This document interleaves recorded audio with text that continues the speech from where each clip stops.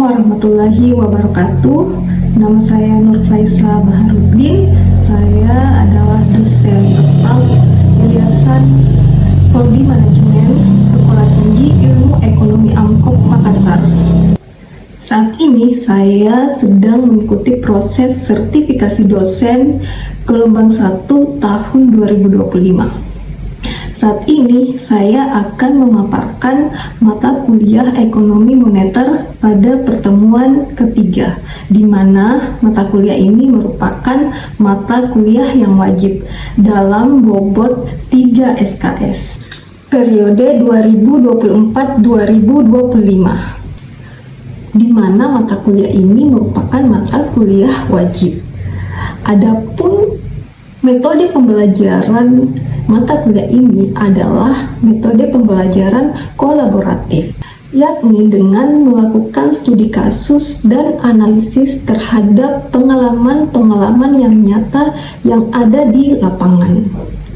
Mahasiswa dapat mengunduh materi dari mata kuliah ini berupa RPS, modul, dan buku referensi lainnya baik secara online maupun secara offline. Adapun indikator dari mata kuliah ini yakni ketetapan dalam menjelaskan operasi pasar terbuka, kebijakan diskonto, penetapan suku bunga, cadangan kas bank umum, dan imbauan moral dari bank sentral. Bentuk pembelajaran dari mata kuliah ini yakni ceramah, diskusi, dan tanya jawab dengan metode pembelajaran kolaboratif.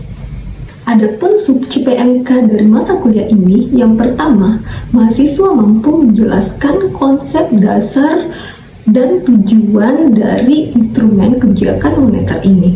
Yang kedua, mahasiswa mampu mengidentifikasi berbagai jenis instrumen kebijakan moneter yang ada di Indonesia. Yang ketiga, mahasiswa mampu menganalisis cara kerja dan mekanisme penyaluran instrumen kebijakan moneter. Dan yang keempat adalah mahasiswa mampu menilai efektivitas masing-masing instrumen kebijakan moneter. Berikut akan ditayangkan dari video pembelajaran singkat mata kuliah ekonomi moneter pertemuan keempat.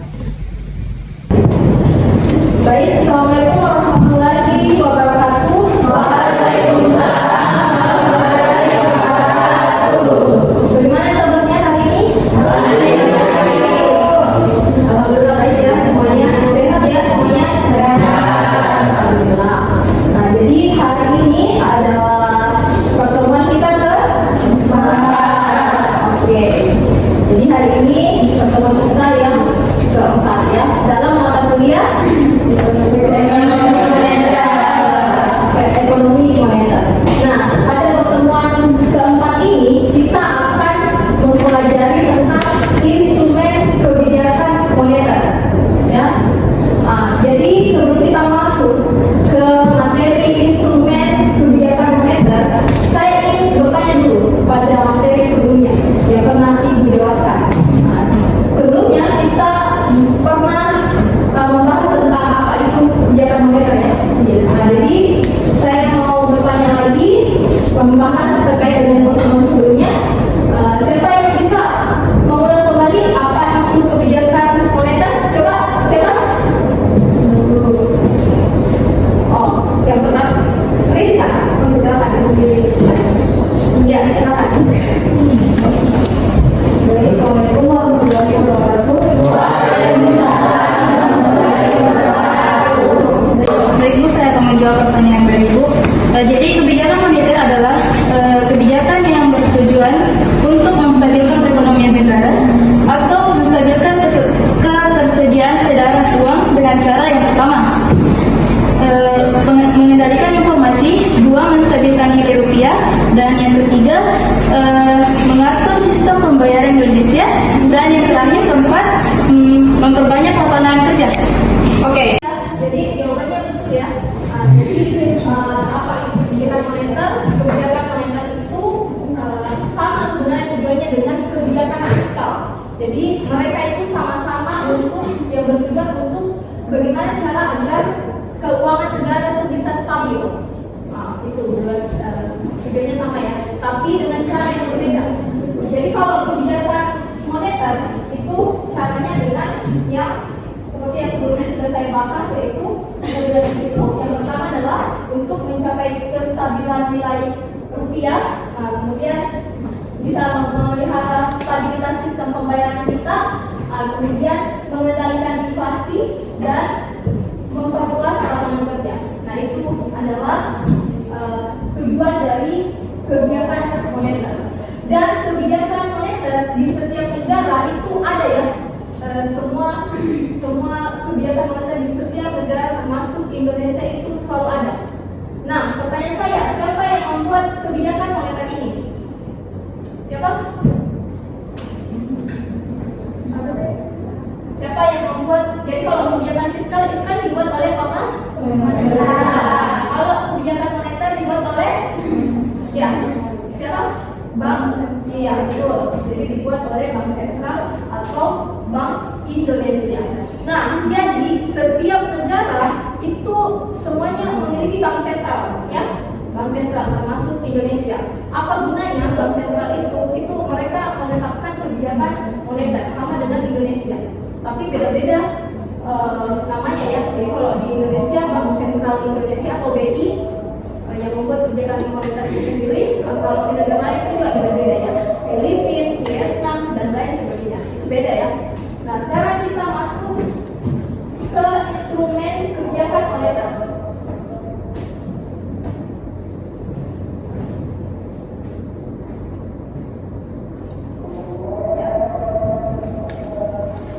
Jadi instrumen kebijakan moneter ini itu dilakukan untuk mengatasi deflasi ataupun inflasi. Ya, betul. Apa itu inflasi? Betul. Jadi kenaikan harga barang secara dan terus-menerus. Ya, betul. Ya, kalau deflasi berarti lawannya ya. Apa itu dia? Deflasi adalah lawan dari inflasi. Nah, jadi dia tadi yang inflasi itu kenaikan berarti penurunan harga. Jadi inflasi ini disebabkan oleh banyaknya jumlah uang yang beredar atau meningkatnya jumlah uang yang beredar. Makanya untuk mengatasi inflasi ataupun deflasi ini itu ada yang dilakukan instrumen kebijakan moneter. Nah, ini tujuannya bagaimana cara mengatasi inflasi atau menekan peredaran jumlah uang, kemudian bagaimana cara mengatasi deflasi atau menambah dengan cara menambah peredaran jumlah uang. Nah, itu ya. Nah, jadi apa saja yang menjadi instrumen kebijakan moneter itu yang pertama adalah yang pertama adalah coba dibaca. Kebijakan diskonto ini atau diskon rate. Jadi dia diukur melalui suku bunga bank ya. Jadi kebijakan diskonto ini itu juga bertujuan bagaimana agar mengatasi inflasi ataupun deflasi. Bagaimana caranya, ada yang tahu? Ya, jadi mungkin kalian baru pertama yang mendengar kebijakan diskonto ini. Jadi jadi kebijakan diskonto ini adalah ketika suku bunga dinaikkan sebanyak, jadi saya beri ini ya.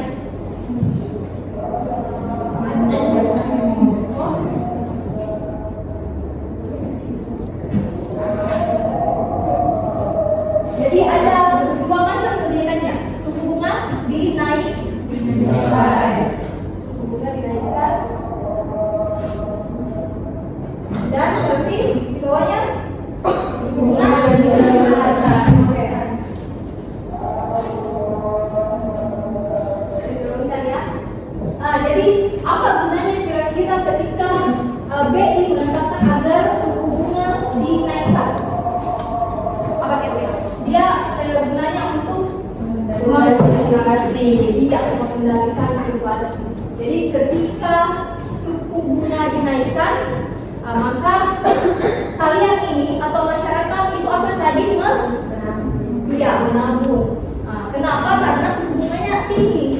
Kalau kalian menabung di bank, artinya bunganya akan tinggi ya, kalian akan untung. Makanya semakin banyak masyarakat yang menabung, jumlah uang yang beredar itu akan berkurang. Ya, jumlah uang yang beredar akan berkurang sehingga akan mengatasi itu. Jadi itu ya. Berarti kalau suku bunganya diturunkan itu gunanya untuk mengatasi deflasi. Jadi ketika suku bunga diturunkan, artinya suku bunganya di bank turunnya atau kecil. Kalian kan nggak mau menabung karena jumlahnya kecil. Itu kan tidak menguntungkan kalian. Makanya masyarakat itu memilih agar tidak menabung atau membelanjakan uangnya. Nah, jadinya semakin banyak masyarakat yang tidak menabung, itu akan meningkatkan jumlah uang yang beredar. Karena masyarakat nggak untuk menabung karena bunganya kecil, ya, itu ya. Jadi ketika suku bunga diturunkan atau kecil, maka itu gunanya untuk mengatasi deflasi. Oke, itu yang pertama. Yang kedua, ya, coba dibaca. Ya, jadi operasi pasar terbuka itu dilakukan oleh BI dengan melakukan penjualan atau pembelian surat berharga komoditas. Jadi ceritanya seperti ini. Jadi saya singkat ya, operasi pasar terbuka saya singkat menjadi OPT ya. Jadi ada OPT, operasi pasar terbuka. Nah, jadi ada dua yang dilakukan, sama dengan yang tadi, tapi ini yang berbeda ya. Dia menjual surat berharga Indonesia, SBI ya, menjual SBI. Kemudian berarti yang kedua adalah membeli SBI. Jadi ketika BI itu melakukan operasi terbuka dengan menjual SBI itu artinya tujuannya untuk apa? Deflasi atau deflasi?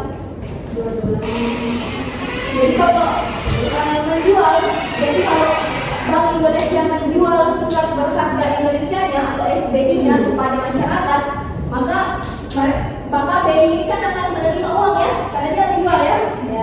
Pasti dia menerima uang banyak dari masyarakat. Makanya jumlah uang yang beredar akan berkurang karena dia BI menerima banyak uang dari masyarakat akibat dia menjual SBI-nya. Jadi itu tujuannya ya, untuk mengurangi jumlah uang yang beredar. Artinya untuk mengatasi inflasi itu dilakukan dengan menjual SBI. Nah, yang kedua itu adalah jadi jadi Bank Indonesia ini melakukan lagi pembelian SBI terhadap masyarakat. Jadi yang tadi BI atau Bank Sentral yang menjual SBI-nya, sekarang BI yang membeli. Jadinya ada uang yang beredar dari Bank Indonesia ke masyarakat. Jadinya uang yang beredar itu akan meningkat. Iya, karena Bank Indonesia yang membeli, artinya saya membeli punyamu, jadi saya kasih kamu uang kan, ke uang ke masyarakat. Jadi jumlah uang yang beredar ke masyarakat akan meningkat. Ini gunanya untuk mengatasi deflasi. Ya, jadi kalau meningkatkan jumlah uang yang beredar, berarti itu tujuannya untuk mengatasi deflasi. Nah itu ya. Nah itu adalah instrumen kebijakan moneter yang kedua, yaitu operasi pasar terbuka. Nah yang ketiga itu adalah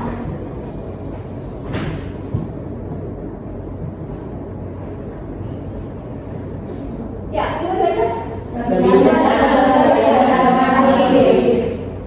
Ya, jadi kebijakan rasio cadangan wajib. Saya kasih singkat saja lagi ya. Kebijakan KRCW. cara apa itu? Menaikkan. Iya, jadi dia dengan cara menaikkan ataupun menurunkan cadangan kas bank umum. Jadi dia juga ada dua ya.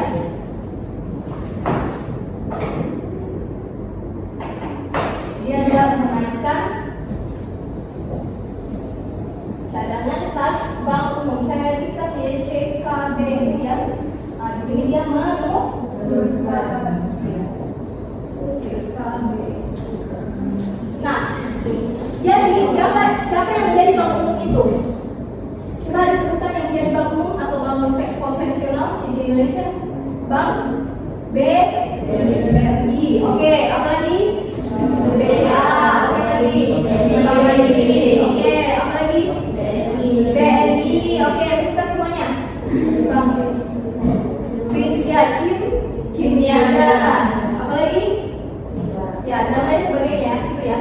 Nah, jadi cadangannya itu dari bank sentral Indonesia. Jadi ceritanya yang menjadi kepala bank ini adalah Bank Indonesia atau Bank Sentral Indonesia yang memberikan cadangan kasnya ke bank umum. Itu yang tadi yang kalian sebutkan, Bank BRI, BNI dan sebagainya.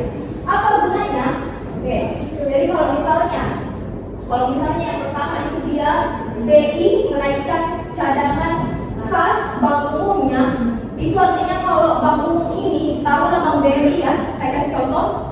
Nah, jadi kalau Bank BRI ini memiliki banyak cadangan, banyak kasnya, kas bank umumnya, maka bank ini akan menyimpan banyak cadangan. Menyimpannya karena sudah banyak ya, sudah dinaikkan oleh BI, makanya dia menyimpan cadangannya. Oke, nah, jadi ini tadi yang ketiga instrumen kebijakan moneter ya. Jadi masih ada dua. Nah, selanjutnya itu yang keempat adalah penetapan. Coba dibaca. Iya, jadi yang menetapkan suku bunga itu siapa? Kepalanya? Iya, Bank Indonesia. Ya, jadi di sini salah satu atau yang keempat dari kebijakan instrumen itu adalah penetapan suku bunga acuan dari Bank Indonesia. Ya, dengan cara apa? Mengendalikan suku bunga. Iya, betul. Jadi sebenarnya hampir sama dengan yang tadi suku bunga dinaikkan ataupun diturunkan. Cuma ini berupa ada dua ya. Itu yang pertama adalah kredit ketat dan yang kedua adalah kredit longgar. Ya, jadi kalau kredit ketat itu artinya, jadi siapa yang memberikan kredit di sini? Bank Malaysia. Bank umum. Ya, bank umum ya.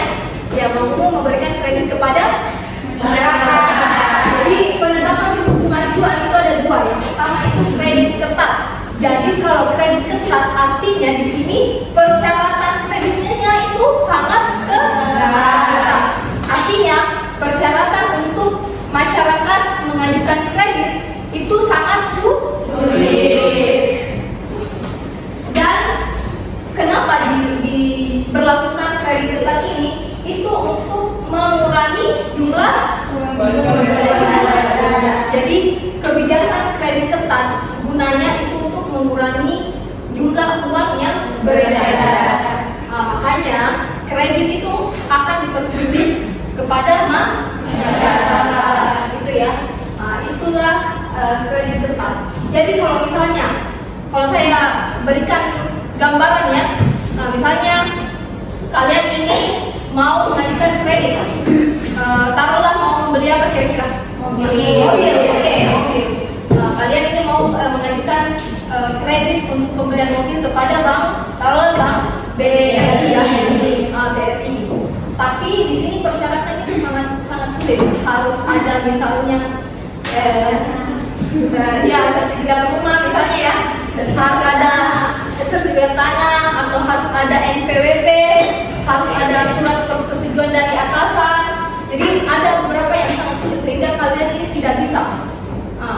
Jadi ketika sangat sulit seperti ini, apakah kalian masih mau mengajukan kredit atau berhenti? Iya, berpikir ya. Jadi ketika bank memberikan kredit ketat kepada masyarakat, itu maka kredit di masyarakat itu berarti berkurang ya, berkurang. Artinya akan mengurangi yang beredar, karena yang tadinya masyarakat mau beli mobil, mau beli apa lagi? Mau beli rumah, mau beli apa lagi? Tanah, ya betul, properti ya, atau barang-barang elektronik ya. Yang tadinya mau beli dulu tapi karena kredit ketat, akhirnya masyarakat banyak yang tidak jadi membeli itu semua. Makanya jumlah uang yang beredar itu akan berkurang. Nah, makanya ini dilakukan untuk mengatasi apa? Inflasi. Ya betul. Berarti kebalikannya, ya. Yang tadinya untuk kredit ketat itu untuk mengatasi inflasi, berarti kredit longgar untuk mengatasi inflasi.